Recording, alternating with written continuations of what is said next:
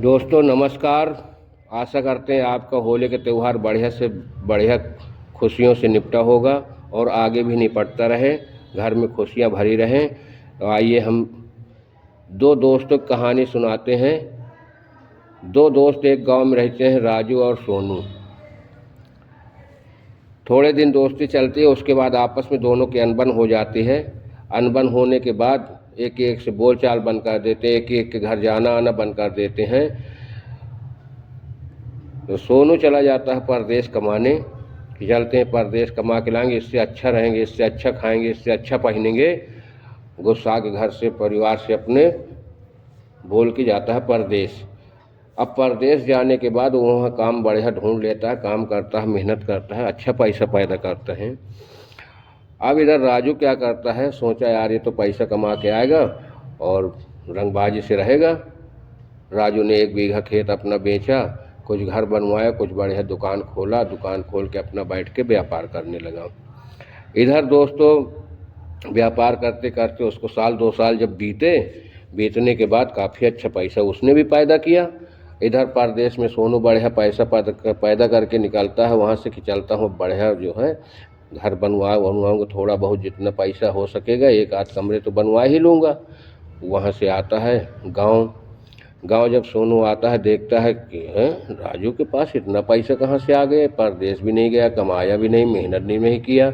इसको लगता है कहीं कुछ धन मिला, इसीलिए ये इतना सब कुछ कर रहा है। गांव वालों किसी को मालूम नहीं था, लोगों से पूछा भी चुपचाप दोस्तों से और जो रहे मोहल्ले के, बोला राजू इतना पैसा कहाँ पा गया। बोले यार पता नहीं कहाँ पा गया है, क्योंकि राजू ने किसी से बताया भी नहीं था। तब वो रात भर उसको नींद नहीं आई सोनू को। रात बीती, सवेरा हुआ, अपना नहाया धोया, घर में खाना पानी किया, घर में खाना पानी करके चल देता है एक मंदिर पहुंचा। वहाँ पुजारी जी रहते हैं, पुजारी जी प्रणाम करते हैं। पुजारी जी प्रणाम करे, प्रसाद दिए, प्रसाद देने के बाद उनको स्वस्थ और अच्छे होने का आशीर्वाद दिया पुजारी जी ने। अब राजू ने बोला सोनू ने बोला कि महाराज कुछ ऐसा कर दो कि हमारे यहाँ जो राजू है उससे हम बड़े पैसे वाले हो जाएं। पता नहीं कहाँ से उसके पास पैसा अचानक आए। पुजारी जी बोले बेटा मेहनत करने से सब कुछ मिलता है। बोले नहीं, जो भी लेना 1000-2000 रुपये ले लो, ऐसा कुछ करो कि मेरे पास खूब दौलत हो जाए उससे ज़्यादा राजू से। पुजारी जी ने बोला कि बेटा तो हमारे पास तो कोई रास्ता नहीं, क्योंकि हम जाते आते नहीं हैं, लेकिन एक खबर ये है कि शहर में एक सेठ के लड़के किडनी खराब हो गई, तुम दोनों किडनी बेच दो अपनी, तुमको 50,000 रुपये मिल जाएगा। तो बोला महाराज मैं जीऊँगा कैसे अगर किडनी बेच दूँगा। बोले चलो अच्छा एक काम करिए, तुम दोनों आंखें एक सेठ के यहाँ ज़रूरत हो उसको दे दो तो तुमको 20,000 रुपये मिल जाएगा। बोले वाह महाराज, आंखें दे दूँगा तो मैं देखूँगा कैसे। तो कहन बताओ, तुम किडनी भी नहीं दे रहे हो, वहाँ ज़रूरत है, आँख भी नहीं दे रहे हो, तो एक काम करिए, एक शहर में सेठ है, उसको कुछ आदमी की ज़रूरत है, तो तुम अपना शरीर 1 लाख में बेच दो, घर बनवा लो और वहाँ उसके यहाँ जीवन भर के नौकरी कर लो जाके। तो बोला महाराज मैं करोड़ों का शरीर नहीं बेच सकता।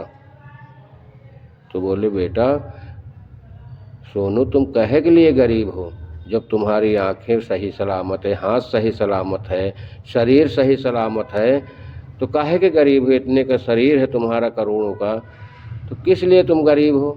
मेहनत करो, अच्छे से रहो, अच्छा पहनो, अच्छा खाओ, अच्छा शरीर बनाओ, स्वस्थ रहो।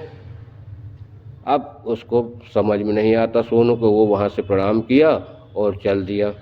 दूसरे साधु के पास पहुँचता है दूसरे दिन, तो वो जंगल में संत रहते हैं, वहाँ पहुँचे, प्रणाम उणाम किया। प्रणाम उणाम करने के बाद महात्मा जी बोले कि बेटा बैठिए, बढ़िया साग सब्जी बन रहा है, प्रसाद पाइए, उसके बाद आराम से चले जाना। बोले महाराज हमको कुछ ऐसा उपाय बताइए कि हम खूब पैसा वाले हो जाएं, ऐसी कुछ किस्मत हमारी बहुत ख़राब चल रही है। तो महात्मा जी ने बोले कि बेटा देखो हम जंगल में हैं, यहाँ जो भी हमारे पास साग बथुआ जो मिलता है फल फूल वही खा के अपना गुजारा करते हैं।